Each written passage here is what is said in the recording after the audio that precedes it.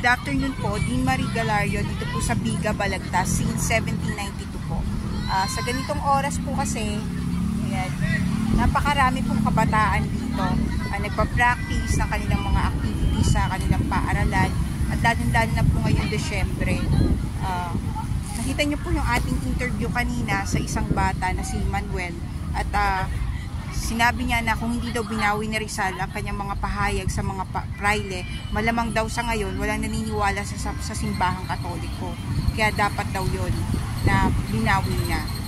Pero ako, nung time na yon, nung ako yung high school, nung ako yung nag-aaral, ang point of view ko, hindi dapat. Yun sa akin yun, hindi dapat. Dapat pinanindigan niya na lang. At least mamumulat ang mga Pilipino dun sa paninindigan nila na hindi lahat ng pinatutupad ng pamahalaan or simbahan ay tama. Merong mga taliwas, no? At maali tayong mas lumawak ang ating kaisipan. Kaya nung kabataan ko, iba yung pananaw ko doon. Dapat talaga mga Pilipino naninindigan talaga kung ano yung totoo, kung yun yung tama, yun na. Hindi na dapat bawiin kasi magsasalin-salin yan sa mga lahi, sa mga henerasyon. Yun na yung matututunan nila at matatanong sa kanilang pag-iisip.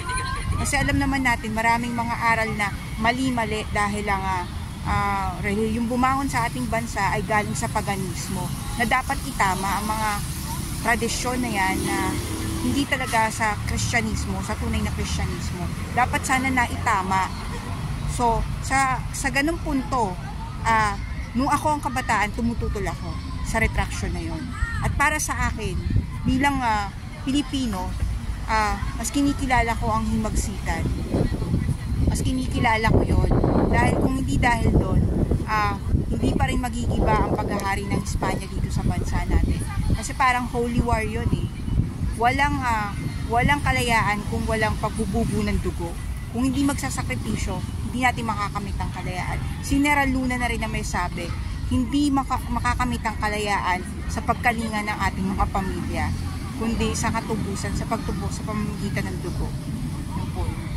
So napakahalaga po nun yung nangyaring himagsikan na yan. At ang Katipunan po kasi, ang parang deep state natin nun, parang haring bayan yan republika na rin siya nung panahon na yon. Kaya lang, maaga siyang na-booking o nalaman ng mga Kastila, kaya sila ay pinaghuhuli at ang iba sa kanila ay kinulong ang mga miyembro ng Katipunan.